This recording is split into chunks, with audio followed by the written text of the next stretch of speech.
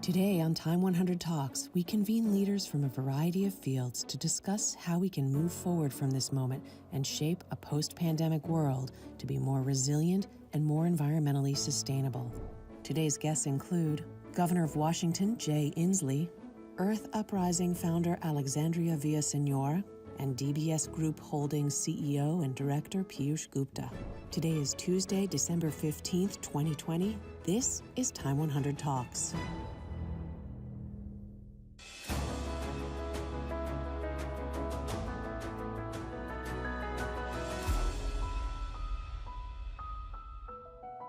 Hi, everyone. Welcome back to Time 100 Talks. I'm Edward Felsenthal, Editor-in-Chief and CEO of Time. We've all learned so much through this pandemic. We've experienced so much pain and grief, but much to take forward with us as well. We've witnessed the power of resilience. We know what it means to heed the advice of scientists and science, and what it means to quickly act on that advice.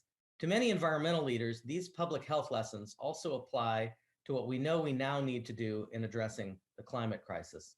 Their message, and the message of the guests joining us on the program today, is that we can move forward from this moment while simultaneously building a more sustainable future. And we all know the time to act is now.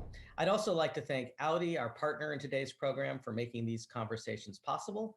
And before we get started, I'd like to introduce, from the Audi brand, Senior Vice President Henrik Wenders. Time recently referred to this year as the Great Reset. For us at Audi, future is an attitude. To us, a reset means starting anew and inventing the future. That reflects our values and mindset. And that's why we are bringing sustainability to the roads and decarbonize our supply chain. Apart from this intrinsic motivation, however, we embrace diversity, collaborative culture, and a new understanding of leadership. We believe a great reset requires an effort from stakeholders in society and business. And this is why we support the Time 100 Talks as a platform to connect like-minded people, because the more we are, the greater the impact will be. Thank you, Henrik. Now let's start the show with our first guest, the Governor of Washington, Jay Inslee. He'll be joined by my colleague, Justin Worland, who covers climate for us at Time. They'll talk about the state of Washington's ambitious zero emissions target, and how Governor Inslee expects the climate context and environment to change when President-elect Biden takes office next month. Hi, I'm Time correspondent Justin Worland, and I'm thrilled to be joined here today with Governor Jay Inslee of Washington. Governor Inslee, thanks so much for taking the time. Well, thank you for helping spread the gospel. We appreciate your work. Yeah, well, I want to start just by asking, there's been a lot of talk about COVID, this moment, this pandemic, as an opportunity to build back better, to re-envision our future with climate change in mind. And I just wanted to ask, on the ground, working in a state where obviously there's a revenue shortfall, like so many states, how do you implement that better future given this shortfall and these challenges? Well, if I can, the easy answer to that is to continue to do the things we were doing before COVID showed up, which is to continue to embrace the policies that are going to grow clean energy jobs, put people to work developing electric cars and solar energy and wind power and energy efficiency and building efficiency, and to continue on the course we were on, creating 100% clean electrical grid as we are in our state, and good energy efficiency standards as we are in our state, to improve our transportation sector, to decarbonize the transportation sector. The simple answer to that important question is to continue on that path.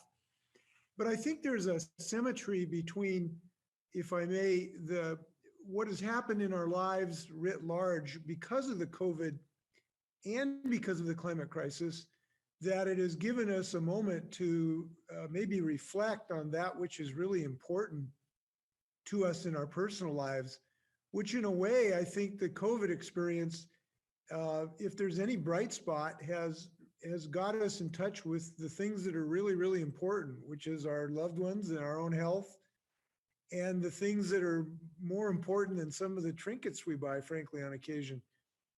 So I guess what I'm saying is, I think the COVID and the climate crises can be to inspire us to address both, have something in similar, which is that when we're in touch with our deepest values, we will be inspired and motivated to act. And we need to do that, obviously, on climate as quickly as possible. And so I come out of the COVID, as we will, better days are ahead. The vaccine is an incredibly powerful tool. We're so excited about the genius that has brought this to our plate.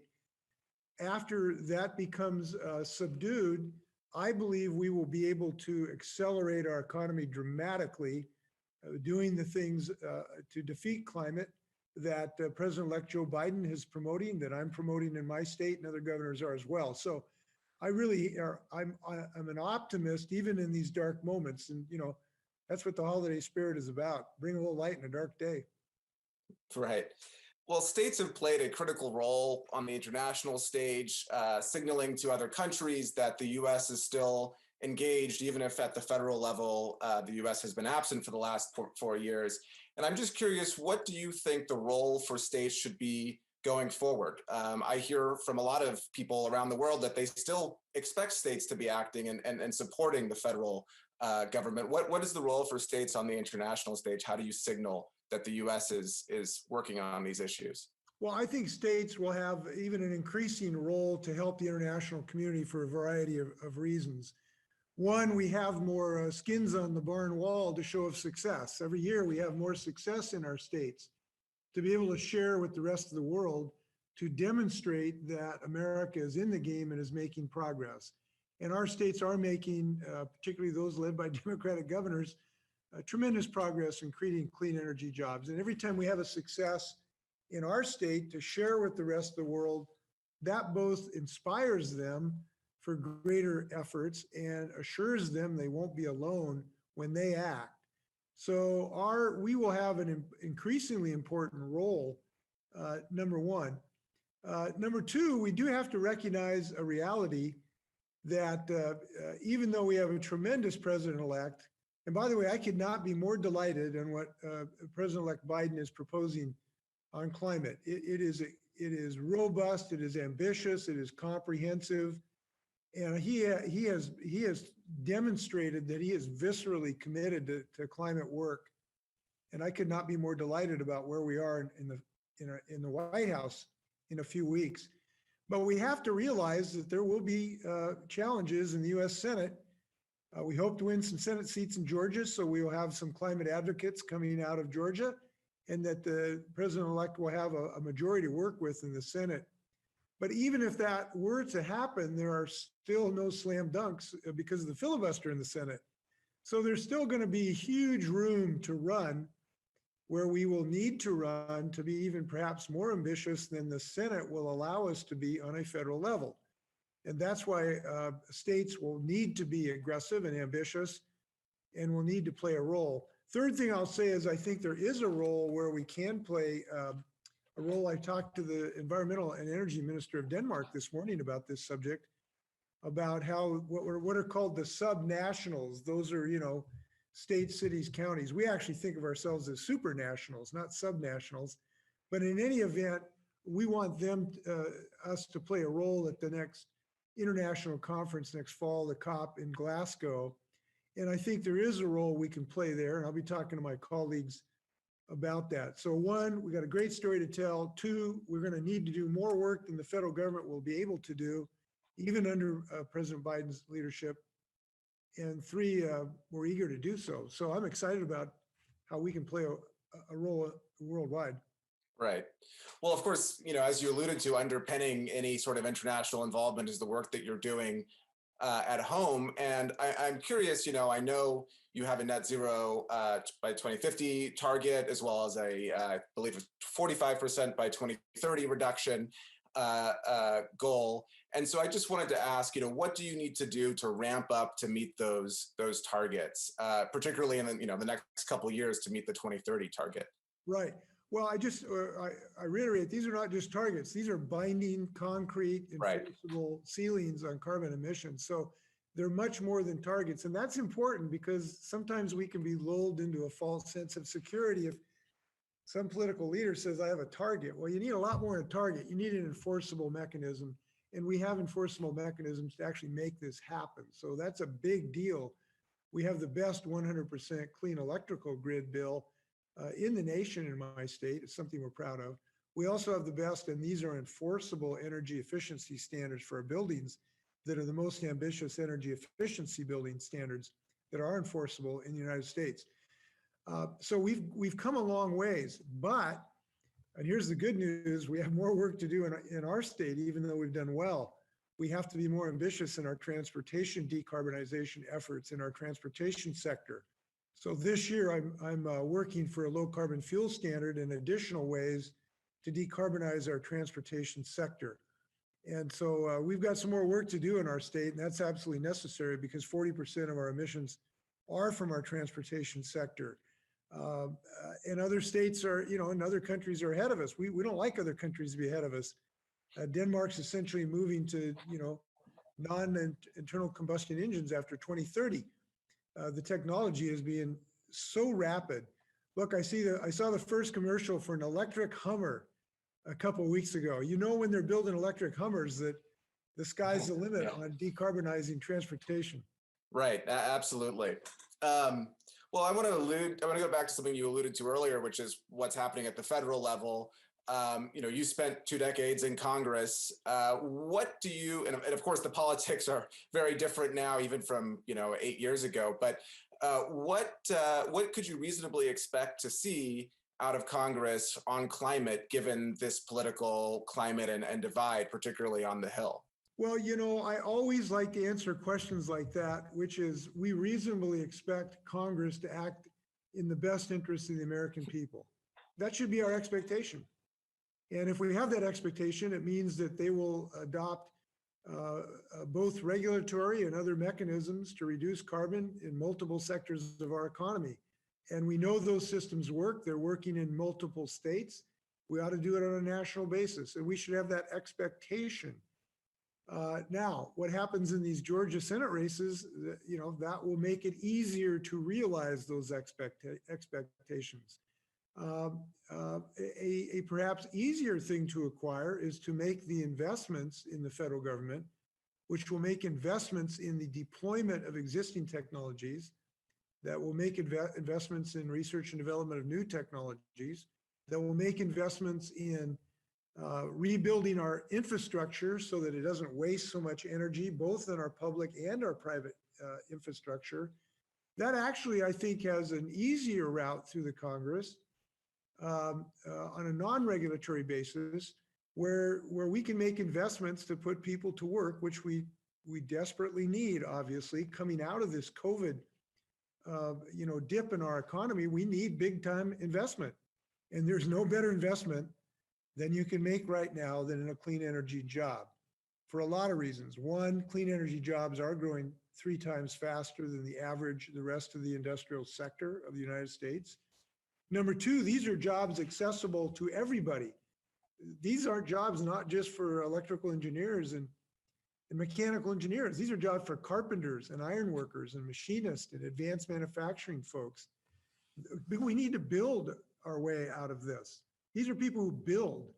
And so this is the most rapid way to put people to work coming out of the COVID crisis, which also is the most important place to build both efficiency, that's something you can do in 30 days, right? When you rebuild a building so you don't waste energy, that's a 30-day project. It's not a 30-year project.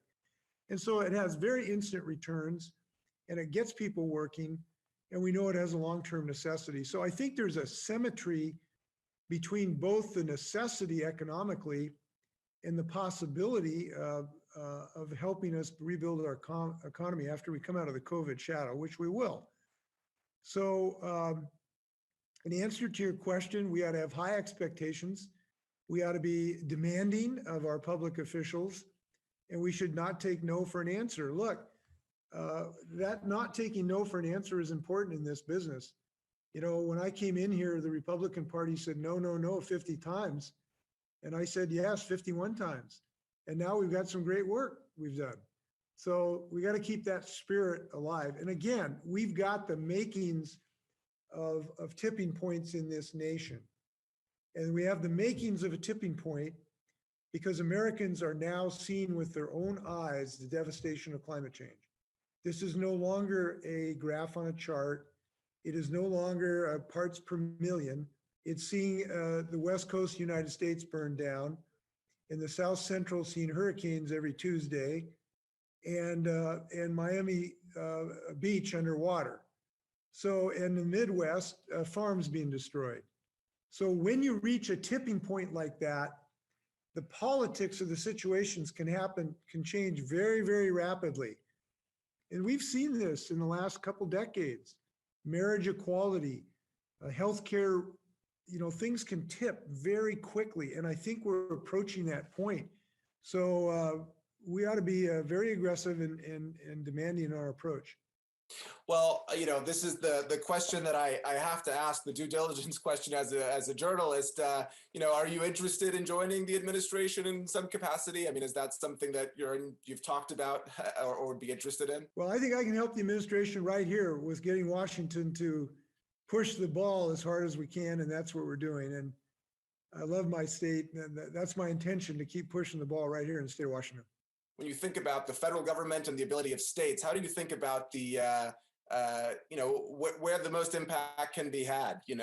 What are your thoughts on that, on those two buckets? Yourself aside, and potential federal position aside.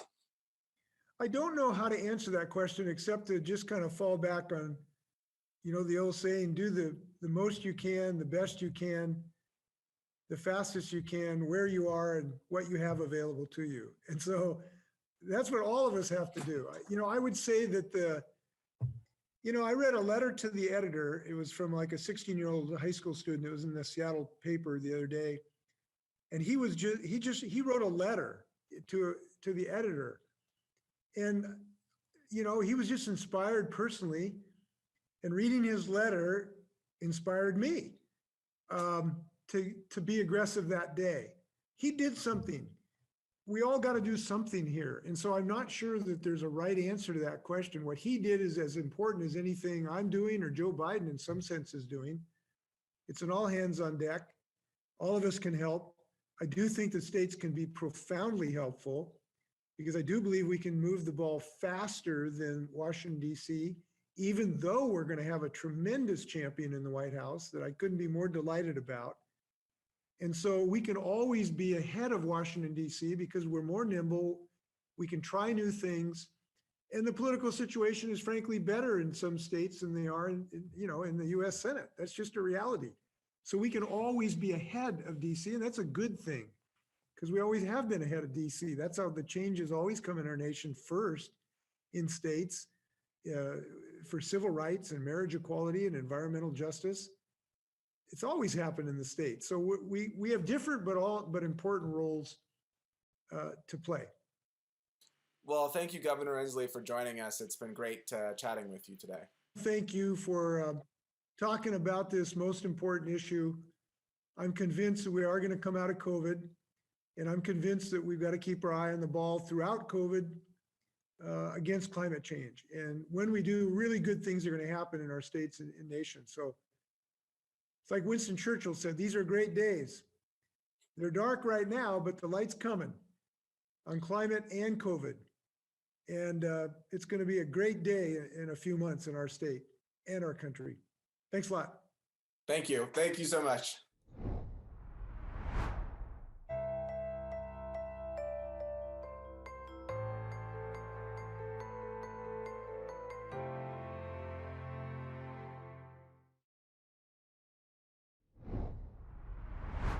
You're watching Time 100 Talks, and I'm Edward Felsenthal, the editor-in-chief and CEO of Time. Thanks for being with us.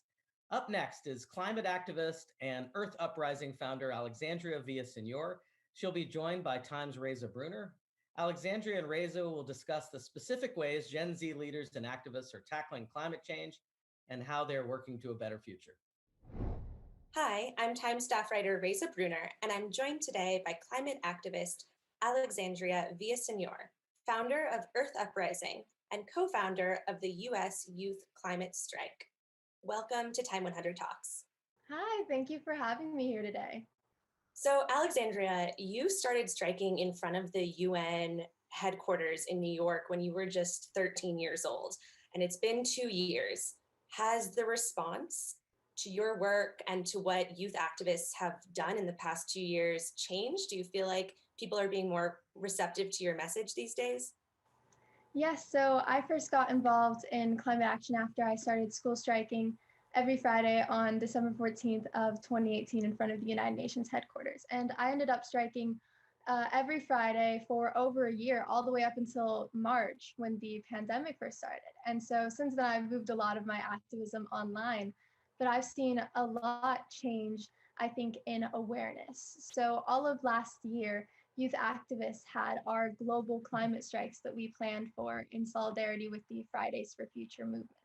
And so over the span of a year, we had 4 global climate strikes, and more particularly, on September 20th of 2019, we had a climate strike, an international one, where 7 million people went out and protested on the streets throughout that entire week. And so what I've really seen change is, even though we have lacked on the policy side with what we need for climate action, I've really seen the awareness and the public acknowledgement of climate change than it was a couple years ago.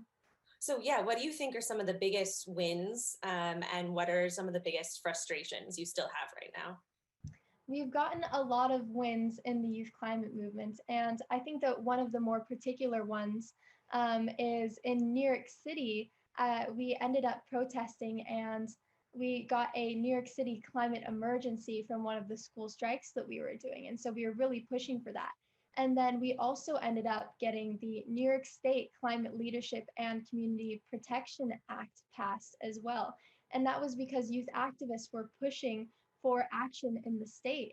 So all of these wins are very incredible. And I think that that is one thing that we look towards. We look towards the wins as examples as to what we need to continue doing and show examples to other areas and other countries on what they need to do. Another win that I saw as well was during these past debates. So my organization, Earth Uprising, we ended up having this petition that we had people signed, and we ended up getting over 100,000 signatures on it, where we were demanding that climate change had a spot on the national stage during the debates. And we got climate change on there. They actually brought climate change and asked climate questions. And so that was a really big win for us. And I think that it's important that we are consistently showing that climate change is one of the number one issues that we have. And what's been disappointing on the flip side of that? What's been the challenges that you're seeing right now? I think that one of the biggest challenges is education. I think that it's so important for young people to be educated, and that's more of the hard part about mobilizing young people in particular, getting young people out to take action. So over the past 2 years, we have raised awareness, and now polling shows that for young people, climate change is now the number one voter issue. But climate change can be a difficult idea to completely understand. And the more people who know about climate change and its effects, the more involved they'll become. And so that's why I think that education is one thing that we have to continue doing, is educating young people on climate change. Especially in this past year where so much has changed, it maybe felt like climate change took something of a backseat as a political priority for some progressive leaders. How have you and your organization and other movements you're a part of managed to continue putting it front and center? What kind of organizing and activism was involved to make sure it was still part of the conversation? I think that especially these past couple of months, we've used social media to our advantage even more than we had before. So using places like Instagram, TikTok, and Twitter as well. There's so much organizing that has been happening on TikTok when it comes to young people organizing for the re-election of Ed Markey, so the Markeyverse. And the social media is a great place where we can continue putting pressure. And so one place that there was a lot of pressure on was, of course, this new administration, so Joe Biden. Upcoming to that election, I was doing a lot of work when it came to getting out the vote. And so one thing that I was very impressed by was that Joe Biden ended up adopting Jay Inslee's climate plan that I actually gave input in from the youth climate activist perspective. And so there was a lot of pressure on him from youth activists and activists from all different spheres to take that kind of action. And so it's continuous pressure that we are going to have to continue putting on. And we keep that pressure up by calling them out and making sure that they know that the youth are there to be the moral and conscious voice for everything that they do. One of your recent tweets I was reading noted that, it's not enough just to tell people to recycle plastic bottles or stop using plastic straws, but at the end of the day, the issue is about producing the plastic to begin with. So how do you even begin to address something as large as that? Let's just look at something like plastic production. How do you approach that?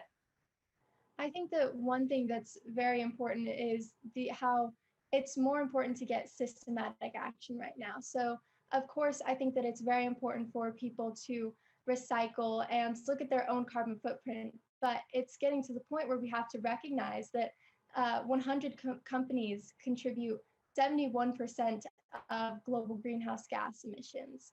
And so we really need to be focusing on reducing our greenhouse gas emissions. And so we need that systematic change. And so when it comes to individual actions, what I think that it's important is for people to take the individual action of coming together and protesting and joining other people in this large global movement. When it comes to holding our governments accountable on that systematic level, I'm a part of the Children vs. Climate Crisis complaint that launched in September of 2019. And so this complaint is by myself, Greta Thunberg, and 14 other children from all around the world. And we filed a complaint to the Committee on the Rights of the Child saying that 5 countries, Argentina, Brazil, Germany, Turkey, and France, were violating our rights by their inaction on the climate crisis. And so what this complaint is trying to do is, of course, show that other children's rights are being violated by these countries that are not taking climate action, but also hold these countries accountable for what's happened. And so since then, we've seen more countries and more youth come together to hold their countries accountable, and we're seeing more lawsuits. And I think that that's very important, is that we hold our politicians and governments accountable at that scale for what's happened to our planet. What do you think people misunderstand about young activists and youth movements? And what's your message to older generations at this moment? I think that what a lot of people misunderstand is, first of all, there's a lot of pressure that's placed on youth activists, where there'll be adults who come to us and say, you are the reason that we have hope and you're going to save us all. But we need your help. We need adults' help. This movement becomes so much larger and so much more impactful when it's intergenerational.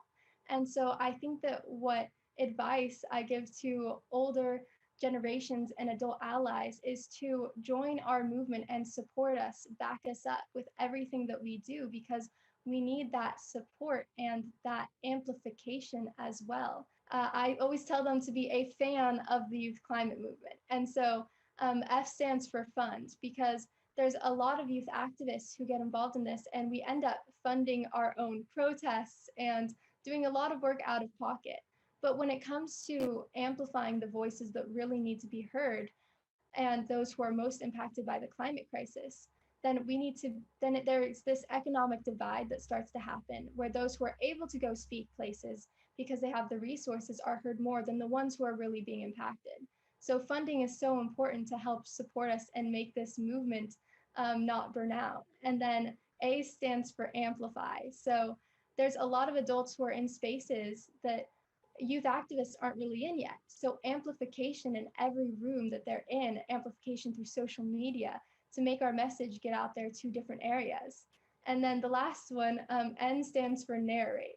And so narrate your climate story. How are you being impacted by the climate crisis?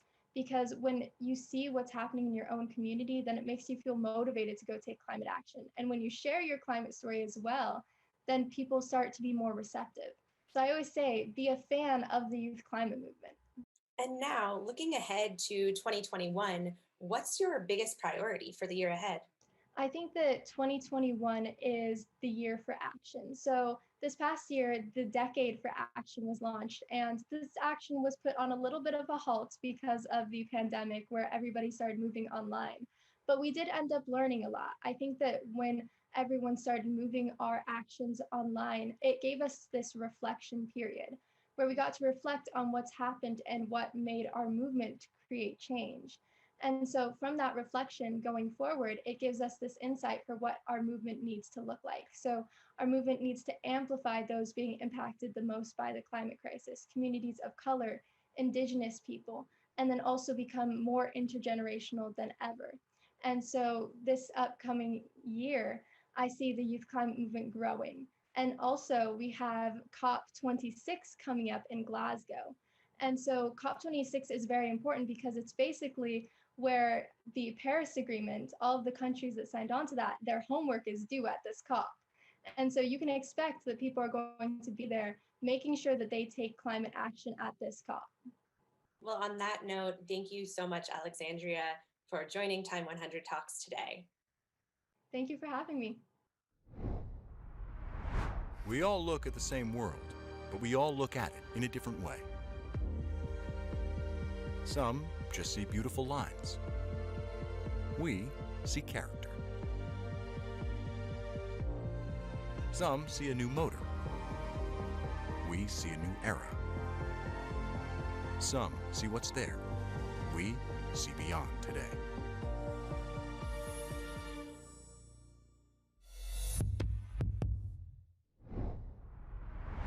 Welcome back to Time 100 Talks. I'm Edward Felsenthal, Editor-in-Chief and CEO of Time. Our last guest on today's program is DBS Group Holdings CEO and Director Piyush Gupta.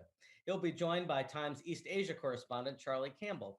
Gupta will talk about solutions to the challenges that businesses will face in trying to reshape their own companies to be more sustainable.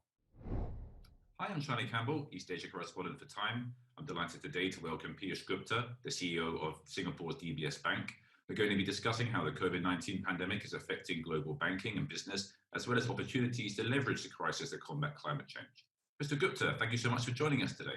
Hey, happy to be here, Charlie. Thank you so much. Well, to dive straight in, I know that you've said previously that were you not working in banking, you'd be like to be involved in environmental conservation work. But these days, is there not a real opportunity to do both? Actually, I believe it is. And so, frankly, we have a great platform as a bank to be able to make an impact, both in the context of climate, but also in the context of biodiversity. And so, fortunately, my personal interests and passions lead me there. I'm actively involved with some large conservation organizations as well. But certainly, from a banking standpoint, we've been trying to take the bank and our businesses and our thinking in a way that is a lot more sustainable over the last few years. So I agree with you entirely. As a general rule, I think the problem we have before us is so large that we can't just leave it to either the governments or the civil sector alone. I think corporations and the private sector who span jurisdictions and span countries, they have a meaningful role to play in addressing the problem at hand. And therefore, not just for us at DBS, I think for the whole private sector, it's incumbent on us to really try to do something and make a difference. And so is it possible to foster investment in green technology that is truly competitive for investors while benefiting the world? Or does it always have to be some kind of trade-off with green investment? I think, it's a spectrum. There are some components of the technology which are now getting to the space, to the place where they're economically viable. You take renewable energy, for example. The cost of wind and solar, not in every country, but in many countries, is now very competitive with traditional grid power.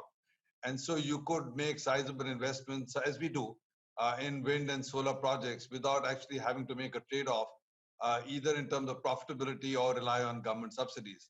However, there are still some countries where the cost economics don't work out.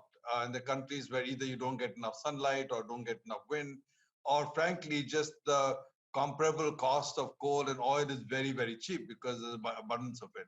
So in those cases, you are making a trade-off. But frankly, there's a bigger trade-off. And the trade-off has less to do with technology efficiency and where you've got to, that trade-off is more in respect of trying to trade off sometimes the short and the long term, or the issues around society and living well versus the health of the planet. One of the big problems is it's very hard for us to really understand externalities.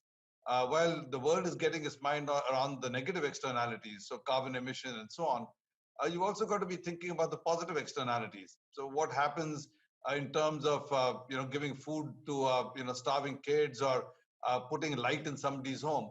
If you, for example, to give you an example, if you decide tomorrow to stop all kinds of electricity from fossil fuel, that could have some profound negative consequence for a whole generation from an economic development standpoint. So how do you make those trade-offs is not clear. And one of the things we're struggling with is trying to do what I call impact-weighted accounting. So weigh the positive impacts and the negative impacts of what you do. And truth be told, this is not easy. Sometimes you wind up thinking you're playing God, in fact. But to me, that trade-off is perhaps a bigger and more difficult trade-off than the economics trade-off you talked about. DBS is Southeast Asia's biggest bank by assets and also one of the largest across Asia. What are the main challenges to initiating sustainable priorities at DBS? Do you still get some pushback? Well, we've been down this journey now for a few years, and we have architected a program to make sure thinking about sustainability is embedded into the fabric of our business. And we do it around three pillars. The first pillar is really around what I call responsible banking. And that itself has two or three dimensions to it. It is the nature of our financing. So what we choose to finance, what we choose not to finance. And there we are nuanced. There's some things we do more of, like I said, sustainable or green financing or renewables, and some things we do less of. Last year, we committed to stop doing any coal-based project financing, for example. A second dimension to responsible banking is around financial inclusion. And that is really how do you make sure you reach out to the unbanked, or at least the underbanked. There are over 1 billion people on this planet even today who don't have access to the formal banking system. And it's been well proven that access to the banking system makes a dramatic difference to people's lives, the capacity to save or the capacity to borrow. So that's the second thing we try to do. A third thing that we focused on is what I call trust. This idea of being fair, of having appropriate disclosure, of treating people in respect of their data and the privacy in the way they would like to be treated. That's the third dimension. We try to sort of package all of this under the first pillar of responsible banking. But we do have two more pillars. The second is our own business practices. And that relates to our own hiring policies, our own supply chain, our own carbon emissions, what we do about trying to be part of a circular economy, use less plastic, et cetera, et cetera. And then there's the final pillar, which we focus on, which is really trying to make broader social impact. Many years ago, we figured that the right agenda for private companies is to really be thinking of a dual bottom line. It goes back to the impact-weighted accounting reference I made earlier. You have to be thinking about not just what you do from the P&L standpoint or a return on equity for the shareholder, but equally what you're doing in terms of other externalities and other impacts you make. And so we started supporting and advocating the whole industry around social enterprise and social entrepreneurship. People who are trying to push and promote a dual bottom line. And so we do that through skilled volunteering. We do that through a grant. Actually, we have a foundation to support this. So we do that through lending programs and grants programs, etc. Now, the good news is that this is actually more and more integrated into the rhythm of our business. Our lending policies and our credit policies have embraced this. And so that's the positive. But the big challenges are the challenges I was referring to earlier. Challenge number one, quite clearly, mindsets are not easy to change. And oftentimes, our actions are driven by the asset owners, by the investors.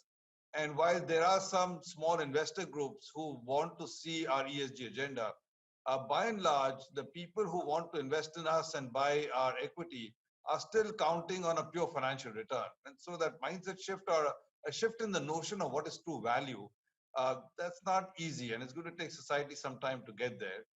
A second shift is a second big challenge is the challenge of measurement. Charlie, the big issue is we don't know how to measure all of the things that we would like to measure. How much carbon gets created? How much carbon gets sequestered? What is the social impact? How many people are being put to school, it's really hard to do that. And while technology is developing, we're working on many projects to see if we can use modern technology and sensors and RFID, et cetera, to track some of these things. But finally, large part of it relies on ground truthing, boots on the ground to go and figure the real impact of what you do. And that's not easy. Second, the methodology, the science behind this has not been proven. And so there are 100 different ways and 100 different methods for measuring this. So frankly, there's no comparability at all. You don't even know sometimes what it is that you're trying to achieve. So that continues to be a big challenge as well. So what is your message to other business leaders who may be reluctant to make significant changes to shape their businesses to be more sustainable? My fundamental message is this: if you go back to the notion of sustainability, the Brundtland Commission or our Common Future report, I thought it said it pithily and well, which is the notion of sustainability is to make sure that we can cater to the needs of our generation while ensuring that we don't deprive future generations of their needs. I'm part of the EXCO of the World Business Council for Sustainable Development. Our basic thing is that we think it's possible for 9+ billion people to live well on planet Earth by 2050 without actually violating the planetary boundaries, around whether it's carbon or gas emissions or the ocean systems, agriculture systems. You can do this in a way which is both by treating the planet and working through policies which are both regenerative and resilient. But at the end of the day, this is in our hands. When I say our, I'm saying our, generally speaking. It is the individual, it is the government and policymakers, but equally, and perhaps more than anybody, it is in the hands of the private sector and large corporations. We have a role to play. I've always believed in two things, Charlie. One, that when you get created as a private corporation, you're given life as a legal entity, you're given life and form. Now that life and form gives you some entitlements. It allows you to do things and it allows you to have, like I said, a legal status. But by the same token, it gives you a responsibility as well. You have to have the same consciousness and the same sense of obligation to society, community, and the future as an individual would. So I think we as corporations have to be able to play our role in that regard. The other thing which I often reflect on says, the big debate in the last few years has been this issue of shareholder value versus, stakeholder value, shareholder capitalism, stakeholder capitalism. And increasingly, it's fashionable to be critical of Friedman's doctrine of the primacy of the shareholder. In my own mind, I really don't think that there is a conflict per se. The challenge is a challenge of time frames. If you think short term, then obviously there is a conflict because you could take the extra dollar and return it to the shareholder as opposed to trying to do good for society, community, and all the other stuff. But the minute you extend your time frame and you make it a multi-year time frame or a 10, 20, 30-year time frame, or you start thinking like we do, that we want this company to be around for 50, 100 years, that conflict disappears. Because the only way you can be around is if you have a license from civil society to be around. And if you want to be around for the long term, you have to be relevant to society. Otherwise, you will not be given that license anymore. So it just seems to me that if you have a long-term view on shareholder value, then it reconciles very easily with a view to saying you've got to justify your existence. You've got to be relevant to community and society. Otherwise, you will not be able to create shareholder value in the long term. So my message to most of the business community is exactly this, that it's challenging, and a lot of the challenges I talked about are real, but we are running out of time. We said in 2010 as a community that the next 10 years is going to be critical because by 2050, we got to get a lot of stuff done. 2030, we got to get a lot of stuff done.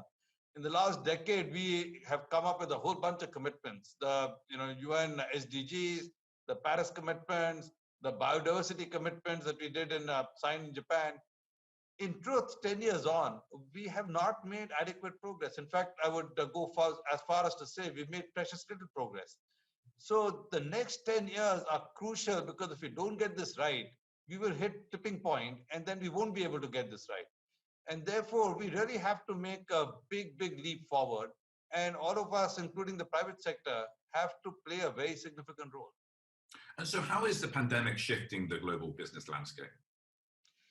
Charlie, a lot of people were concerned that the pandemic would take the agenda of sustainability and environment off the front burner. People would be a lot more concerned about the short-term challenges of health and epidemiology and the economy and so on.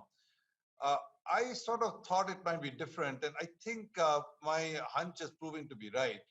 Um, I think the sustainability agenda is actually, if anything, getting a turbocharge, and it's happening for two or three important reasons.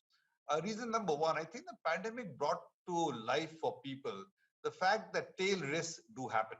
Tail risks are not just four standard deviation events that you worry about as a hypothetical event. They can happen. And therefore, the fact that science tells us that climate change is happening and biodiversity loss is happening, uh, it is really important for us to start paying heed to that. I think the pandemic has focused people's minds on the fact that you have to start dealing with that risk. A second thing that's happened is when you step back over the last 8 or 9 months, you think about the amount of resources we as a civilization have thrown at this problem.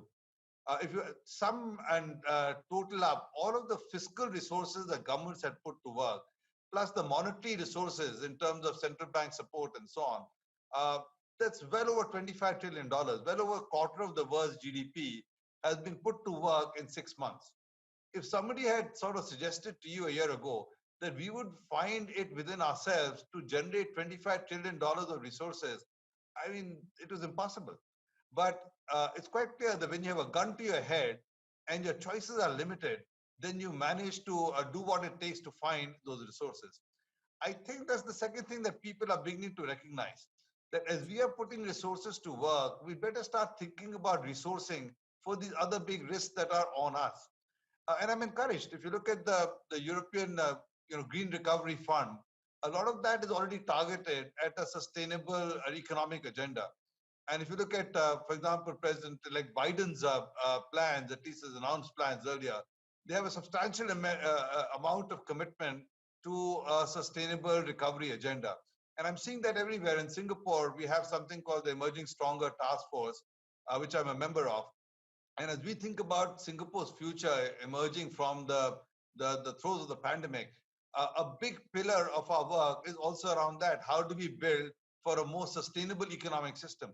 So I do think that the pandemic in these important ways is causing people actually to accelerate their thinking on some of these big issues. Now, I'm not being naive. I think there will still be problems. In fact, in some places, it will get set back a little bit. But overall, I'm encouraged. Frankly, I've been getting more and more encouraged since 2016. I think COP 21 in Paris was a game changer. But I think that the pandemic situation this year will certainly cause us to accelerate further. You said that the public sector, like it or not, is going to get bigger given how much taxpayer money governments have pumped into the system due to the pandemic. What are the opportunities and the risks of this? Well, the risks are obvious. We have seen in the past that when you have large public sectors, they tend to get bloated very quickly, and they drive a degree of inefficiency. In the extreme, you could argue that the Soviet Union example of a complete state-dominated and state-run economy really starts running out of steam and falls apart. But on the other hand, there are equally examples of state-owned capital, which tends to do relatively well. And even if you park China aside for a minute, the state-owned enterprises, there some of them are world-class. Closer to home, Singapore is a fantastic example. A large part of Singapore's economy is effectively held through Temasek and therefore in state hands. But the functioning of this is left to private methodologies and private enterprise. So the state doesn't interfere in the actual functioning of the system, though they do own a large part of the system, and the governance procedures allow that. The big positive, obviously, is this. My own view is that while market forces and market-oriented capitalism is generally good, Adam Smith's free hand, I do think that there is an important role for the government to play, because free market forces sometimes go overboard. And therefore, to establish a level playing field, establish competitive forces, establish the rules of the road, the OB markers, to make sure that you're making the balance between this generation and the next generation, I think policy is quite important. And I don't think the free market will ever trump the need for that good policy.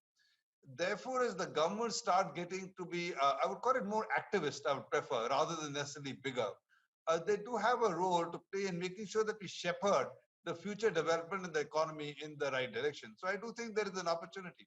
Frankly, I think the biggest opportunity in the coming decade is to reimagine PPP, public-private partnerships, where the private sector and the governments and civil society work together to achieve what are really meaningful outcomes. Again, referring back to Singapore, that's where I am. One of the things we figured with our Emerging Stronger task force is that there is a methodology to try and get everybody to participate in a common forum. It's almost like an agile practice in the private sector. So we've created a protocol called Alliances for Action. For every big agenda we want to take up, there is an alliance which includes the relevant agencies from the government, it includes the private sector, and it includes civil society. And we collectively get together to try and blueprint a course of action, which therefore then starts driving what government policy support is required, what the private sector should be doing, and how it's going to be relevant to society. And we're finding so far that this approach is actually very effective. So to my mind, if you can actually look to public-private partnership at scale around the world, I think you'll get superior outcomes. Thank you, Mr. Gupta. That was a fascinating and insightful discussion. Very grateful for your time. Happy to do this, Shadi. Well, that concludes our program today. Thanks to all of our guests and contributors, and to all of you for being with us. Thanks also to Audi, our sponsor, for making these conversations today possible. Talks will be off for the rest of the year, but we'll resume with new shows in 2021 with more extraordinary guests and great conversations. In the meantime, make sure to check out time.com/time100 talks for more information and to see any of our programming through 2020. Happy holidays from all of us at Time 100 Talks. We'll see you again in the new year.